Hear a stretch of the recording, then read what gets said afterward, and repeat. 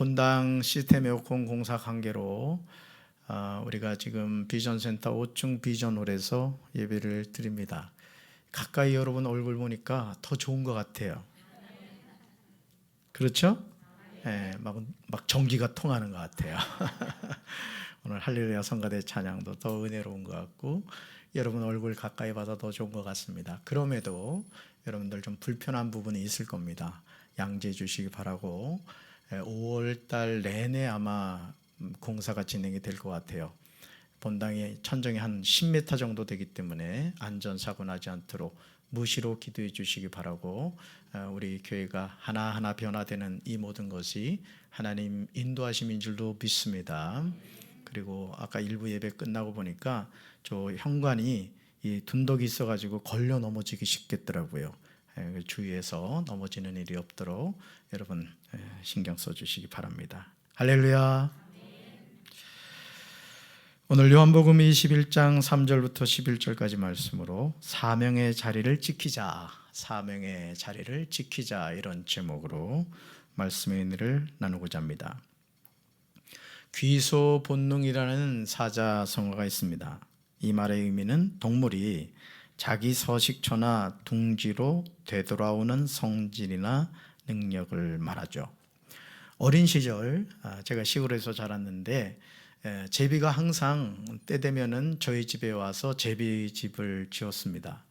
그리고 때가 되면은 새끼를 낳아가지고 그 제비가 이렇게 울잖아요. 지지배배 지지배배. 저는 그렇게 해석을 합니다. 그리고 때가 되면 그동안 잘 지냈다고 방세도 안 내고 강남으로 가더라고요.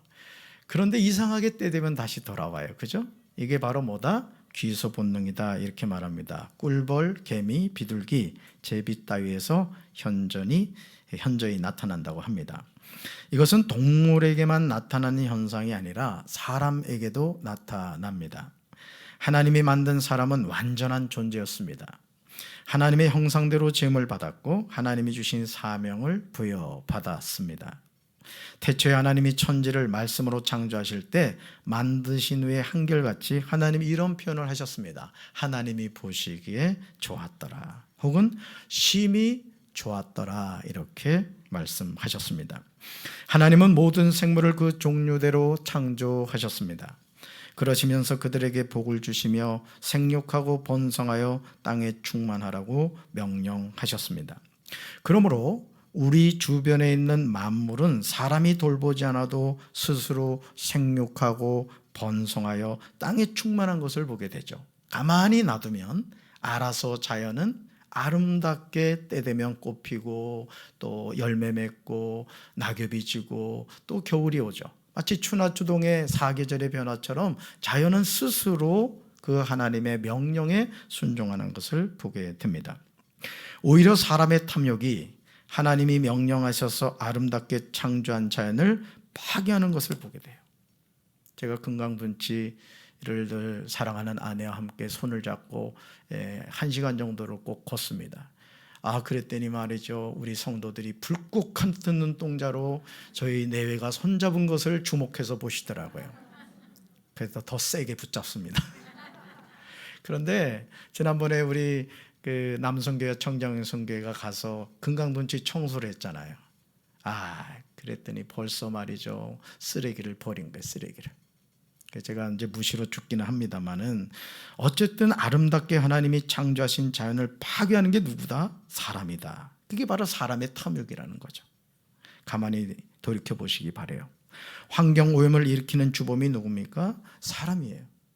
저는 우리 사랑하는 성도 여러분들이 공중 도덕을 좀 지키시기 바래요. 아멘. 특별히 그 애견을 키우시는 분들이 계시다면은 꼭 검은 봉지나 그 휴지 가지고 다니면서 아무데나 막 그냥 응아하지 않도록 해야 돼요. 이 강아지도 교육해야 됩니다. 잘 가르쳐야 돼요. 그냥 보면 아무데나 그냥 막 강아지 막 응아해 놓고 말이죠. 그리고 또 쓰레기를 막 버리고 이런 사람들이 너무 많아요. 제가 볼 땐 이 강경이나 이 여기 사는 사람들이 아니라 저 외지인들이 와서 자꾸 버리고 가는 것 같아.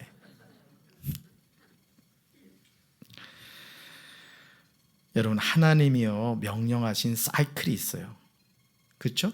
봄이 지나면 뭐가 와요? 여름이 지나면, 가을이 지나면. 그러니까 여러분, 이 세상 만물은 하나님이 정해놓으신 질서대로 움직입니다. 자, 그런데 이것을 사람이 망가뜨리죠. 하나님이 땅의 흙으로 사람을 지으시고 생기를 그 코에 불어넣으시니 사람이 생명이 되었습니다. 우리는 여기서 사람이 존재하게 된 이유가 무엇인지를 알게 되죠. 하나님이 땅의 흙으로 사람을 지으시고 그의 코에 생명의 기운을 불어넣으시니 사람이 생명체가 된 거예요. 이거 아주 중요합니다, 여러분. 오늘 우리가 이 세상을 살아가면서 뭘 놓치느냐, 내 생명이 존재하게 된 이유가 어떻게 됐는가를 알아야 된다는 거죠. 제가 일부 때도 얘기했습니다마는 저기 뒤에 시계가 없었어요, 시계가. 근데 저 시계가 이제 사실 제 목양실에 있던 시계였는데 제가 논산경찰서 경목이 됐다고 선물을 줬는데 요만한 시계를 주더라고요. 제가 예쁜 걸 좋아하거든요. 그래서 그동안 있었던 시계한테는 안녕히 가시라고 보내버리고 그 시계를 이렇게 했어요. 그리고 유치부교에 시계가 없다 해서 줬는데 그걸 사용을 안 하고 있더라고요. 그래서 시계가 이제 필요하다라는 걸 제가 알고는 저걸 이제 가지고 왔는데 시계가 움직이질 않는 거예요. 시계가 시험 들었나 봐. 저하고 이별하고 나서. 그래서 제가 살렸잖아요. 제 서랍에 보면은 AAA 건전지가 있어요. 손가락 건전지. 살아날지어다고 건전지를 넣었더니 주인님 고맙습니다 하고 지금 움직이고 있어요. 11시 37분이 되었어요. 자, 제가 이 말씀을 왜 드립니까? 우리가 이 세상에 존재하고 이 세상을 살아가는 힘과 능력을 누가 주셨다? 하나님이 주셨다는 거예요. 너무 단순한 진리지만 오늘 우리가 이거를 놓치고 살아간다라는 거예요. 사람은 흙에서 와서 결국 흙으로 돌아갑니다. 예외인 사람은 아무도 없어요. 사람을 창조하신 하나님은 흙으로 각종 들짐승과 공중의 각종 새를 지으시고 아담이 무엇이라고 부르나 보시려고 그것들을 아담액으로 이끌고 오십니다. 그러자 아담이 각 생물을 부르는 것이 들짐승과 새의 이름이 되었어요. 여러분, 누가 천지 만물을 창조하셨죠? 그럼 누가 이름을 지어야 되겠어요? 당연히 하나님이 지어야 되죠. 근데 그 이름을 누구한테 짓게 하셨다? 아담에게 짓게 하셨다는 거예요. 자, 이것은 뭘 의미하느냐? 하나님은 우리를 동역자로 삼기를 원하신다는 거예요. 따라합시다. 아담은 하나님의 동역자였습니다. 그 아담이 누구예요? 바로 나란 말이에요.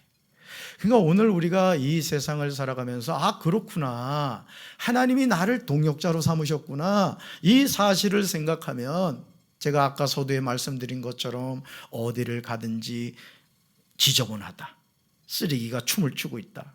자, 나는 하나님의 동역자니까 어떻게 해야 되겠어요? 주워야 돼요? 무시해야 돼요? 이게 하나님의 동역자의 의식을 갖고 있는 겁니다. 오늘 우리는 이 신앙생활 하면서 자꾸 큰 것만 하려고 합니다. 큰 것만. 근데 여러분, 아닙니다. 하나님이 우리에게 찾으시는 것은 작은 일에 충성하는 자에게 큰 거를 맡기는 거예요. 아멘이십니까? 자, 하나님의 동역자로 부름을 받은 아담이 하나님이 돕는 베풀러 주었던 아내 하와의 말을 듣고 하나님의 말씀에 불순종함으로 선악을 알게 하는 나무의 열매를 따먹죠. 결국 죄를 범하게 됩니다. 이제 원죄와 자범죄의 노예가 되었습니다. 그러므로 사람은 죄에 관한 귀소 본능이 있어요. 뭐에 대한? 죄에 관한 귀소 본능이 있다는 거죠. 아무리 영적 생활을 철저하게 하는 사람도 영적으로 깨어있지 않으면 부지불식간에 마귀의 종이 되고 말아요. 예를 들어 여러분이 오늘 말씀을 듣는 가운데 목사님 가까이 보니까 인물도 훌륭하고 2대8 머리도 잘 나온 것 같고 예배 분위기 괜찮다, 여러 가지 마음의 은혜를 받고 돌아갈 수가 있어요. 그러면 기대하시라. 집에 마귀가 와서 기다리고 있습니다.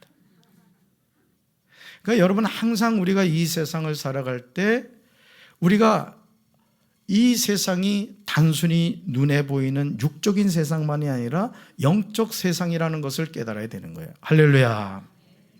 그래서 여러분, 항상 쉬지 말고 기도해야 되고 하나님의 말씀을 가까이 해야 되는 이유가 어디 있냐면은 우리가 마치 스마트폰이 건전지가 깜빡깜빡하게 되면 어떻게 돼요? 불안하죠? 우리가 살아가는 삶도 마찬가지예요. 영적으로 충만해지지 않으면 마귀가 우리를 가만두지 않기 때문에 그런 겁니다. 이러한 사실에 관해서요, 베드로전서 5장 8절에서 베드로가 이렇게 경고하죠. 우리 말씀 같이 읽습니다. 여러분의 최대적인 사탄의 공격에 대비하여 정신을 차리고 경계하십시오. 사탄은 배가 고파서 울어대는 사나운 사자처럼 찢어 삼킬 먹이를 찾아다니고 있습니다. 아멘. 사랑하는 성도 여러분, 저와 여러분 최대의 주적이 누구죠? 마귀인 거 아세요? 저와 여러분의 최대 주적은 누구냐? 바로 사탄 마귀입니다. 성경이 증언하고 있는 거예요. 언젠가 그 군대에 가서 이렇게 군 장병들에게 군 세례를 준 적이 있었어요. 그랬더니 이 목사님, 제가 같이 사역했던 교회 목사님하고 군목 목사님하고 싸움이 난 거예요. 언쟁이 난 거예요. 그게 뭐냐면 우리나라의 주적이 누구냐라는 것에 대한 이야기였어요. 근데 이제 이 목사님은 이제 쉽게 말하면 이거예요. 북한은 우리의 주적이 아니다. 이렇게 얘기를 했고, 군목 목사님은 군대에 있어서 그런지 몰라도 우리의 주적은 북한이다. 이렇게 이제 얘기를 했는데 이거에 대한 언쟁이었어요. 물론 뭐 생각의 차이는 있을 수 있겠습니다. 그죠? 북한은 우리의 동포죠? 동포인 것은 사실입니다. 그러나 그들이 갖고 있는 공산주의라는 사상은 우리의 주적인 것은 분명한 거예요. 아멘? 그러니까 여러분들 마찬가지라는 거죠. 마찬가지로 오늘 우리의 주적이 누구다? 사탄이다. 따릅시다. 사탄입니다. 사탄 마귀라고 하죠. 우리가 이 사탄의 공격에 대비하는 길이 뭐냐? 정신을 차리는 거예요. 정신을. 다음으로 사탄을 경계하며 살아가는 겁니다.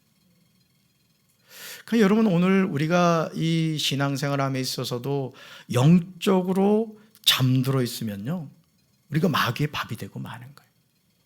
그러니까 여러분, 신앙생활하면서 기적 중에 기적이 뭐라고 그래요? 기도하지 않고 말씀을 가까이 하지 않고 신앙생활하는 건 기적입니다. 이게 다른 게 기적이 아니에요. 이게 기적이라는 거죠. 여러분, 사탄은 배가 고파 울어대는 사나운 사자처럼 찢어 삼킬 먹이를 찾아다니고 있다는 거예요. 여러분, 원수 사탄 마귀는요, 영물입니다. 영물. 사탄은 타락하여 하나님을 대적하는 존재가 되었습니다. 욥기 1장 7절에 나오듯이 땅을 두루 돌아 여기저기 다니고 있는 거예요. 누가복음 10장 18절에서 예수님이 이렇게 말씀하셨죠. 사탄이 하늘에서 번갯불처럼 떨어지는 것을 내가 보았다. 우리는 사탄의 실존을 알아야 돼요. 그러니까 여러분, 사탄의 존재 자체를 인정하지 않는 사람이 있고 또 사탄의 존재를 인정하는 사람이 있어요. 여러분 가운데도 그럴 거예요. 아이, 목사님, 사탄이 어디 있어요? 사탄은 없어요. 아이, 무시하는 사람. 또 목사님, 사탄이 있죠. 이렇게 이제 뭐 나눠질 수 있을 텐데, 자, 중요한 것은 뭐냐? 사탄이라는 존재에 대해서 성경이 우리에게 증언하고 있다는 거예요. 여러분, 성경이 있다고 말하면 우리는 믿어야 돼요, 말아야 돼요? 우리는 성경 말씀을 믿습니다. 아멘. 자, 근데 그렇다고 해서 여러분들이 또 이제 심각한 거는 뭐냐면은 주야로 사탄을 묵상하는 사람이 있어요. 그러면 안 됩니다.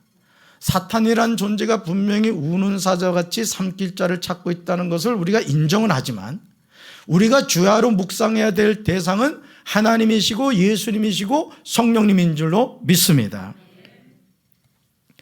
자, 그렇다면 사탄은 어떻게 활동할까? 사탄은 참소하는 자입니다. 따릅시다. 참소하는 자.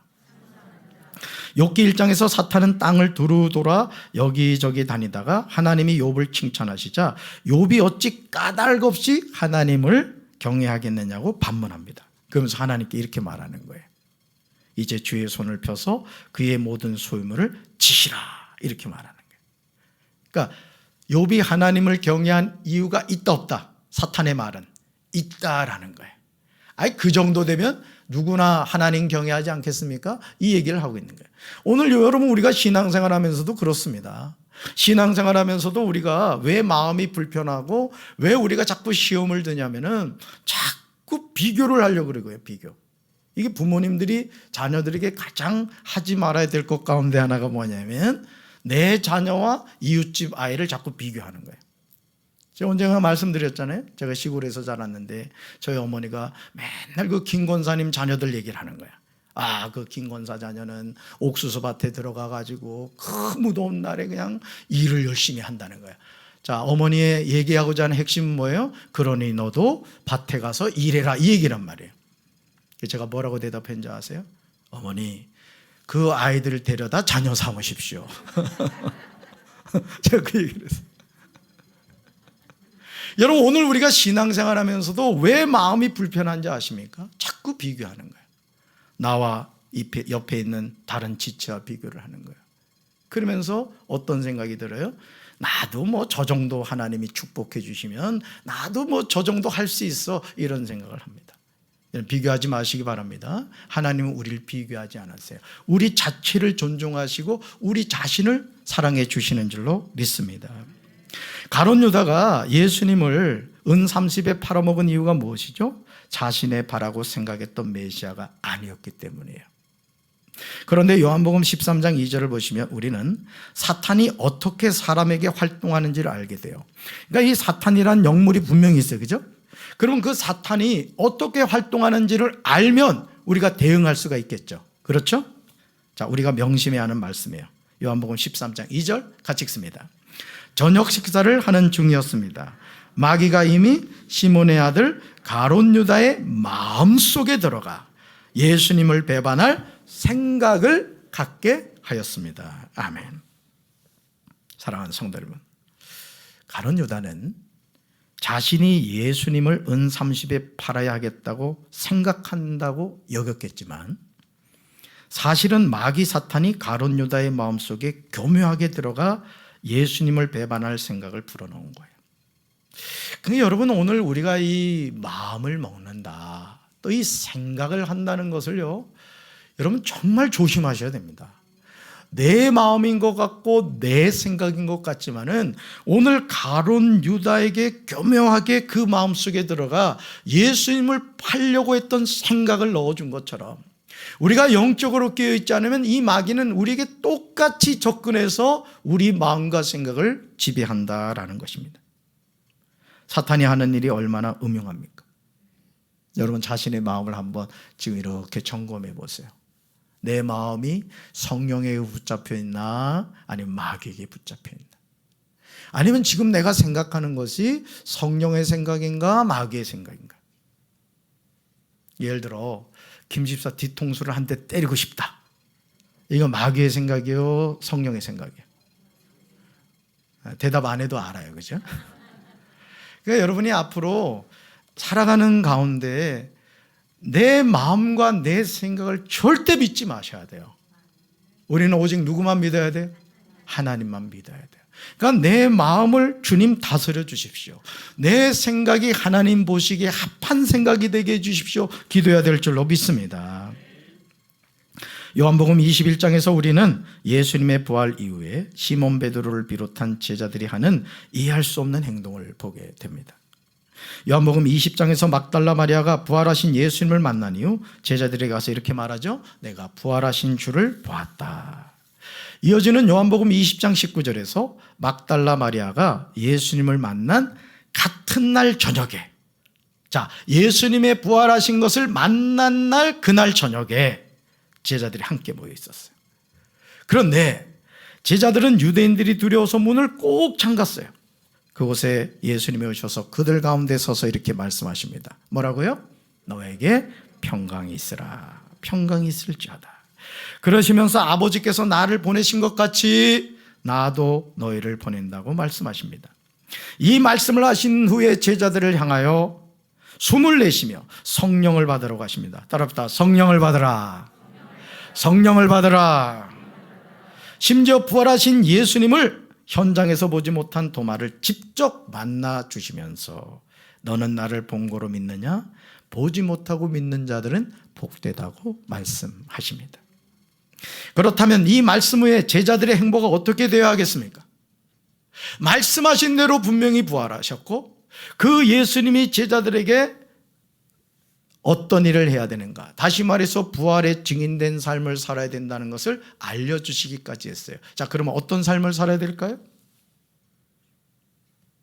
부활하신 예수님을 만났으니 아버지께서 나를 보내신 것 같이 나도 너희를 보내노라는 예수님의 말씀처럼 예수님의 제자들은 부활의 증인이 되어서 생명의 복음을 전해야 마땅할 겁니다.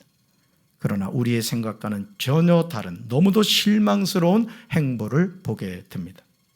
요한복음 21장에서 이 일이 일어난 후 예수님은 디베랴 호수에서 7명의 제자들에게 다시 자신을 나타내셨습니다. 시몬 베드로, 디도모라고 하는 별명을 가진 도마, 갈릴리 가나 사람 나다네일, 세베대의 두 아들, 그리고 다른 두 제자가 함께 있었습니다. 여러분, 디베랴 호수가 어떤 곳입니까?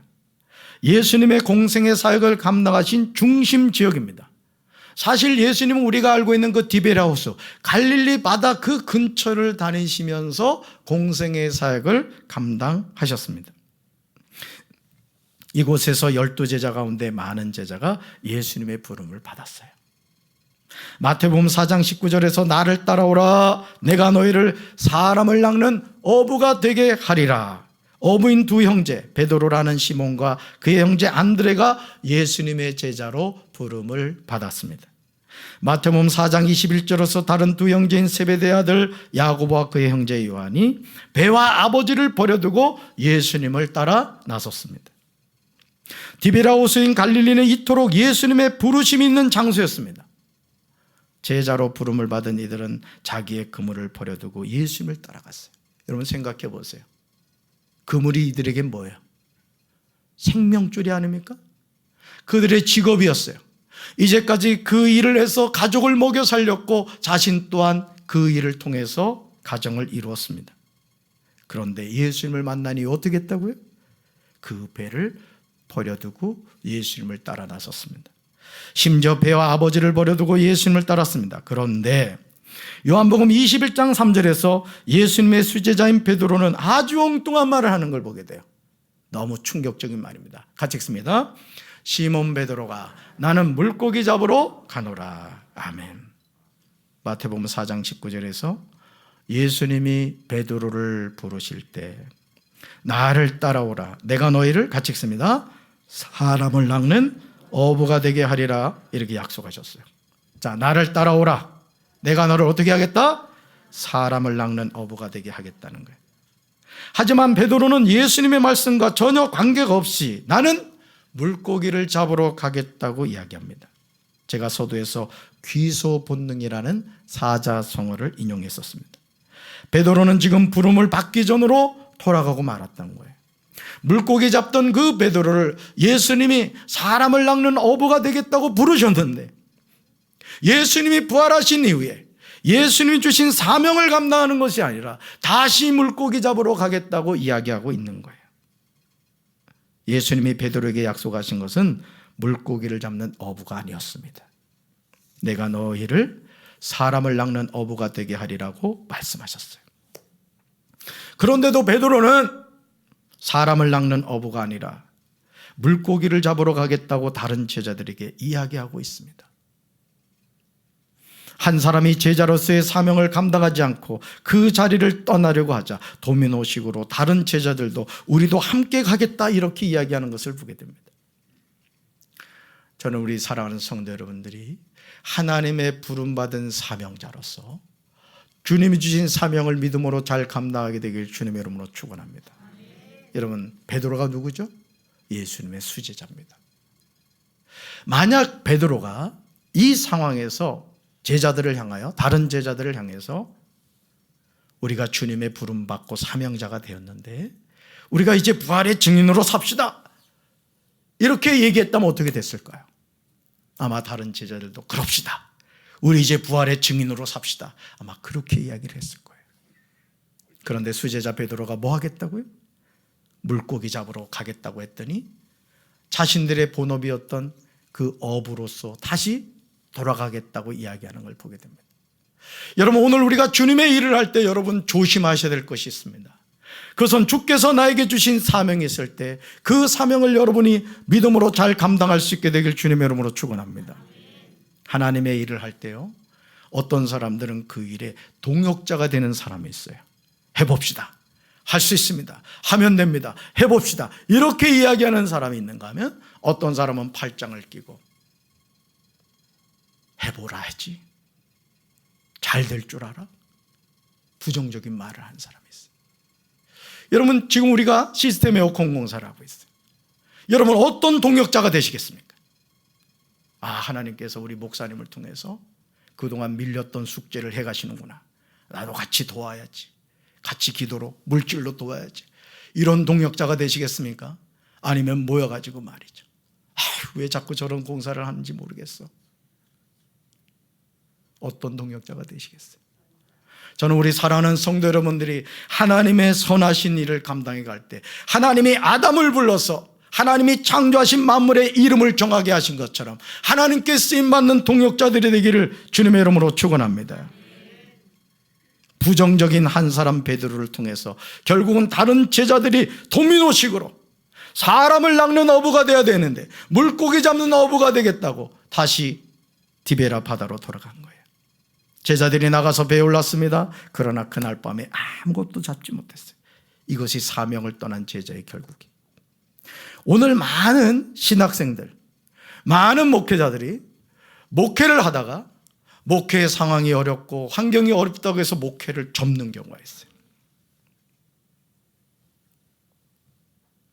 물론 신학교를 가기는 했지만 정말 주님이 나를 부르셨다는 분명한 내적인 소명과 외적인 소명이 없이 그냥 누구한가에 떠밀려가지고 신학교를 갔다면 문제는 다를 겁니다. 그러나 하나님이 쓰시려고 불렀다면 그 사람은 그 길을 가야 되는 거예요. 그 길이 자신이 생각한 목회 여정이 아니라 할지라도, 내가 생각한 어떤 결과가 나타나지 않는다 할지라도 주님이 불렀다면 그 일을 감당해야 되는 거예요. 아멘이십니까? 여러분도 마찬가지. 여러분에게 왜 장로라는 직분을 주고 권사와 집사와 성도라는 직분을 줬습니까? 하나님이 쓰시려고 세우신 줄로 믿습니다. 우리는 이 부르심의 자리에서 주님이 맡기신 사명을 믿음으로 잘 감당해야 될 줄로 믿습니다. 다음 날 아침 일찍 예수님이 디베라 호숫가에 서 계셨습니다. 그러나 제자들은 그분이 예수님이신 줄 알지 못했어요. 예수님이 제자들에게 너에게 고기가 있느냐 하고 물으셨습니다. 그러자 제자들은 없다고 대답합니다. 사람을 낚는 어부로 부름을 받은 제자의 불순종의 초라한 모습입니다. 오늘 우리가 주님의 사명의 자리에 부름받고서 세상으로 나가 세상의 길을 찾아갈 때 여러분 그 길이 잘 될 수 있겠습니까? 잘 될수록 그거는 무서운 거예요. 하나님이 부르시는데, 예를 들어 하나님이 주의 종으로 부르셨는데 목회는 하지 않고 이 사람이 사업을 해가지고 사업으로 성공을 했다. 여러분 그게 축복이겠습니까? 축복 아닙니다, 여러분. 저는 우리 사랑하는 성도 여러분들이 어떤 직장에서 어떤 사업에서 어떤 일을 한다 할지라도 여러분 그 일은 부업입니다. 저는 자신 있게 여러분들한테 그 얘기를 할 수 있어요. 저와 여러분이 적어도 하나님의 구원받은 하나님의 자녀라면 우리에게 주신 하나님의 사명은 사람 잡는 어부가 되어야 될 줄로 믿습니다. 그 일을 감당하기 위해서 우리에게 공무원이라는 일을 주고 사업가라는 일을 주고 또 다양한 일을 맡게 하시는 거예요. 그러니까 나를 불러주신 주님의 부르심이 무엇인가를 알아야 돼요. 그걸 깨달을 때 하나님께서 그 사명을 감당하게 해주실 줄로 믿습니다. 제자들의 심정이 얼마나 속상했겠어요. 예수님이 예루살렘에 올라가시면 자신들이 성공할 줄 기대했는데 그 모든 기대가 예수님이 십자가에 못 박혀 죽으심으로 허물어지고 말았습니다. 그래도 왕년에는 디베라 호수에서 잔뼈가 굵어서 고기 잡는 일에는 이골이 났는데 예수님을 따라다닌 3년여의 기간에 고기 잡는 일에 여러분 녹이 쓴 것일까요? 그러나 이것은 제자들의 물고기 잡는 실력이 녹슬어서가 아니라는 거예요. 제자들이 놓치고 있는 점은 예수님의 부르심의 자리를 떠났다는 거예요. 부르심의 자리를. 요한복음 21장 6절에서 예수님은 밤이 새도록 수고를 했지만 아무것도 잡지 못한 제자들이 이렇게 말씀하세요. 우리 말씀 같이 읽습니다. 이르시되 그물을 배 오른편에 던지라. 그리하면 잡으리라 하시니 이에 던졌더니 물고기가 많아 그물을 들 수 없더라. 아멘. 요한복음 21장에 나오는 제자들은 디베랴 호수에서 잔뼈가 굵은 사람들입니다. 오랜 경험을 통해 이들은 물고기가 어느 시간대에 어디에 있는지 잘 알고 있었습니다. 그러나 이런 제자들의 오랜 경험과 경력은 아무 소용이 없었어요. 결과는 빈 그물일 뿐이었습니다. 그런데 목수인 예수님이 말씀하신 대로 순종했을 때 달랐습니다. 요한복음 21장 3절에서 그날 밤에 아무것도 잡지 못하였다고 했습니다. 그러니 이제 고기를 잡는 때는 놓친 거예요. 이런 상황에서 예수님이 제자들에게 말씀하시는 거예요. 그 내용이 바로 이거죠. 같이 읽습니다. 그물을 배 오른편에 던지라. 그리하면 잡으리라. 아멘. 여러분, 이게 말이 됩니까? 여러분, 디베랴 바다에 대해서 예수님이 잘할까요? 제자들이 잘할까요? 제자들이 잘 알죠. 사실은. 왜? 예수님은 목수였고 제자들은 어부였기 때문에 육신적으로 보면 그렇다는 것이죠. 그런데도 고기를 잡았다 못 잡았다? 이게 은혜인 거예요. 사명의 자리에 떠났을 때 고기를 잡지 못한 것이 은혜인 겁니다. 왜요?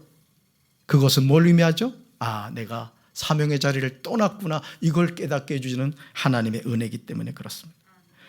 누구보다 디베랴 호수를 잘 알고 있는 우리에게 상식적으로 말이 되지 않는 이상한 말을 한다고 여겼을 겁니다. 그러나 제자들은 어떤 이유인지 몰라도 예수님이 말씀하신 대로 그물을 배 오른편에 던졌습니다. 오늘도 마찬가지예요. 내 생각과 이성으로는 이해할 수 없다 할지라도 주님이 말씀하실 때 순종하면 주님이 역사하시고 응답해 주실 줄로 믿습니다. 자, 그랬더니 어떻게 돼요? 물고기가 많아 그물을 들 수 없었습니다. 요한복음 21장 11절에는 이때 제자들이 잡은 고기가 몇 마리가 되는지 구체적으로 기록하고 있어요. 자, 말씀 같이 읽습니다. 시몬 베드로가 올라가서 그물을 육지에 끌어올리니 가득히 찬 큰 물고기가 153마리라. 이같이 많으나 그물이 찢어지지 아니하였더라. 아멘. 사랑하는 성도 여러분, 지금 여러분 어느 자리에 계십니까? 저와 여러분이 구원을 받은 하나님의 자녀라면 우리는 누구나 예수님의 제자예요. 따라합시다. 나는 예수님의 제자입니다. 아멘. 제자가 있어야 할 곳은 디베랴 호수가 아닙니다. 예수님의 제자는 사람을 낚는 현장에서 전도하며 살아야 돼요. 서두에 말씀드린 것처럼 내가 어떤 직장에서 어떤 일을 하고 있다 할지라도 그것은 부업이라는 이유는 다른 것이 아니에요. 주님이 나를 불러주신 궁극적인 목적이 사람 낚는 어부가 되는 것이기 때문에 그렇습니다. 저는 우리 사랑하는 성도 여러분들이 하는 모든 일에 복을 받게 되길 주님의 이름으로 축원합니다. 그러나 그 일을 통해 궁극적으로 나타내야 될 것은 무엇이라고요? 사람 낚는 어부. 하나님의 영광을 나타내는 삶을 살아야 되는 거예요. 할렐루야. 예수님은 나도 너희를 보낸다는 명령에 불순종하고 사역의 현장을 떠난 제자들을 책망하지 않으세요. 저 같으면 아주 홍구형을 냈을 거예요. 해도 너무한다. 부활한 나를 만난 지가 얼마 됐는데 물고기 잡으러 가겠다고. 너 수제자 베드로 일로 와. 아마 종아리를 때렸을지 몰라. 근데 주님은 책망하지 않으세요. 오히려 제자들이 작은 배를 호숫가에 다 땅에 내리니 숯불이 피워져 있는 것이 보였습니다. 불에는 생선이 놓여 있었고 빵도 있었습니다. 그때 예수님은 너희가 지금 잡은 생선을 가지고 오라고 말씀하십니다. 여러분 한번 상상을 해보세요. 제자들이 잡은 생선이 누구 도움으로 잡은 거죠? 그물을 배 오른편에 던지라는 예수님의 말씀에 순종했기 때문에 잡은 생선이었습니다. 예루살렘을 떠나서 갈릴리로 물고기 잡으러 가겠다고 했던 제자들이 그날 밤에 아무것도 잡지 못했으니 얼마나 피곤했었겠어요. 예수님은 지쳐있는 제자들의 상황을 누구보다 잘 알고 계셨습니다. 제자들이 디베랴 호수에서 고기를 잡느라고 밤새도록 얼마나 춥고 배가 고팠는지를 아셨을 겁니다. 그렇죠? 어떤 일을 할 때도요, 결과가 있으면 힘든지 몰라요. 그런데 아무 결과가 없으면 막 힘이 쭉쭉 빠지죠. 제자들이 그런 상황이 있는 거예요. 그래서 예수님이 준비하신 선물이 뭐죠? 숯불이었습니다. 여러분, 숯불 하면 생각나는 게 뭐예요? 숯불. 베드로의 삶에서 숯불 하면 생각나는 것, 예수님 배신한 거, 모른다고 3번 저주하며 부인했던 그 기억이 나실 겁니다. 자, 지금 주님이 뭘 준비하셨다? 숯불을 준비하신 거예요. 허기진 배를 채워줄 생선과 빵을 준비하셨습니다. 베드로와 제자들이 자신의 경험으로 고기를 잡으려고 했을 때 그들은 단 한 마리도 잡지 못했습니다. 그러나 예수님의 말씀에 순종했을 때 그들은 153마리를 잡았어요. 모나미 볼펜에 153 써있죠? 그게 바로 여기서 나온 거예요. 예수님이 제자들에게 다정스러운 음성으로 말씀하십니다. 와서 아침을 먹어라. 와서 아침을 먹어라. 사랑하는 성도 여러분, 모든 동물에게 귀소 본능이 있듯이 우리가 예수님의 제자로 부름을 받기 전에 살았던 삶의 태도와 과거로 돌아가려는 영적인 귀소 본능이 있다는 걸 아셔야 돼요. 이러한 영적 귀소 본능 때문에 누가복음 9장 62절에서 예수님이 이렇게 말씀하셨어요. 손에 쟁기를 잡고 뒤를 돌아보는 자는 하나님의 나라에 합당하지 아니하다. 여러분, 주님의 사명자로 부름을 받으셨다면, 사람을 낚는 어부로 부름을 받으셨다면 디베라 호수로 돌아가는 인생이 아니라 사명의 자리에서 주님께 쓰임받는 삶을 살게 되길 주님의 이름으로 축원합니다. 그러므로 요한복음 21장 15절 16절 17절에서 베드로에게 예수님이 이렇게 말씀하세요. 요한의 아들 시몬아, 내가 이 사람들보다 나를 더 사랑하느냐? 우리는 이 질문에 대답해야 합니다. 우리가 머물 장소는 디베라 호수도 물고기도 아니에요. 열심히 일하십시오. 그래서 여러분 분야에서 성공하십시오. 저는 우리 사랑하는 성도들이 영권의 복과 물권의 복과 인권의 복을 받게 되길 주님의 이름으로 축원합니다. 그러나 거기 머물러 있지 마세요. 왜 하나님이 나에게 이 복을 주셨는가? 왜 하나님이 나에게 이런 물권의 복을 주시고 영권과 인권의 복을 주셨는가? 이유는 한 가지입니다. 사람을 낚는 어부가 되라는 거예요. 할렐루야. 우리는 물고기가 아니라 주님의 양을 먹이고 치는 사명의 자리에 머물러야 돼요. 지금 주님이 말씀하세요. 같이 읽습니다. 내 어린 양을 먹이라. 내 양을 치라. 내 양을 먹이라. 아멘. 우리가 머물 장소는 사명의 자리라는 생각을 잊지 마시고, 그렇구나, 내 인생에 소망이 있는 것은 주님이 나에게 주신 사명 때문이구나, 내가 이 사명을 믿음으로 감당하리라. 여러분 각자 어떤 위치에 있더라도 그 사명을 감당하는 우리 사랑하는 성도들 되기를 주님의 이름으로 축원합니다. 가슴에 손 얹겠습니다. 하나님 아버지 감사합니다. 물고기 잡는 어부들을 불러서 사람을 낚는 어부로 세워주신 아버지 하나님, 오늘 우리가 이 땅을 살면서 주께서 나에게 주신 사명이 있는데 우리가 그 사명을 놓치고 물고기 다시 잡겠다고 디베라 호수로 가지는 않았습니까? 주여, 주님이 부르시는 그날까지 주님 주신 사명의 자리에서 묵묵히 그 사명을 잘 감당하되 사람 낚는 어부가 되게 하여 주옵소서. 예수님 이름으로 간절히 축복하며 기도합니다. 아멘.